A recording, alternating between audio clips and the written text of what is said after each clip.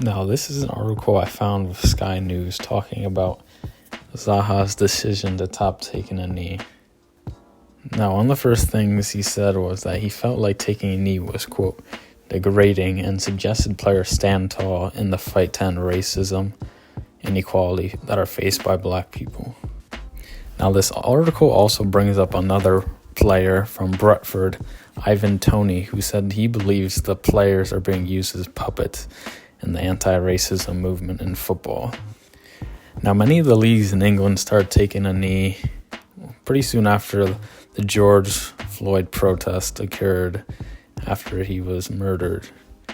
Now, this probably started happening in May or June, and they've continued to do it pretty much up until very lately. Now, many teams in England, including Brentford, which Toney plays for, have already opted to stop taking a knee.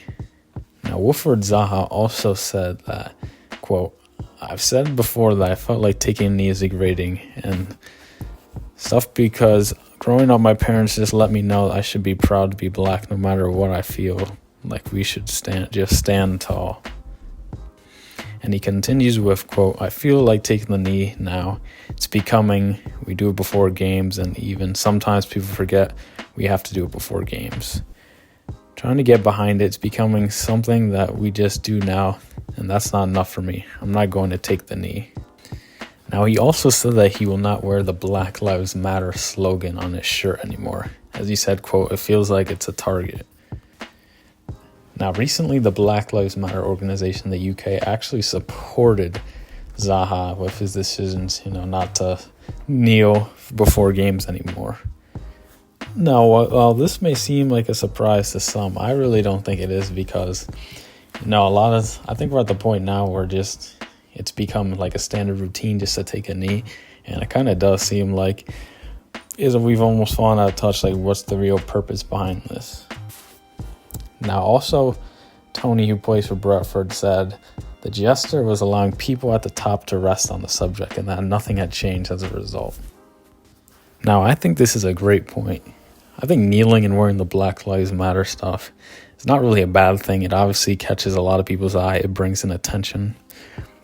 But in terms of making tangible changes, it does absolutely nothing. Now, there also has been many issues in the Premier League and other leagues in England this year with players being targeted, specifically black players being targeted on social media. And I think this is still an ongoing problem. It's happened to Marcus Rashford, among others, which this is what it mentions at the very end of the article. Now, I think after reading this, it makes a lot of sense to me. Obviously the death of George Floyd was a huge issue. We saw protests, not only just in the U.S., but around the world, as people supporting him. And again, while I do think the players in the Premier League wearing the Black Lives Matter and having it on like the TV streams and, taking knee before a game, I think that's not bad things. But I do think that it has been going on for quite a while now, and it kind of has run its course, it feels like. There really needs to be more action being taken behind the scenes to make actual tangible changes, instead of ones that just look good for the eye, to be honest. Because I think it is very easy for somebody just to wear a shirt or just say or post something on social media and then just move on with their lives. It's a good thing, but it also, is it really making a change? That's something that I think we really need to think about. But I definitely want to hear your guys' comments on this one. Let me know what you guys think.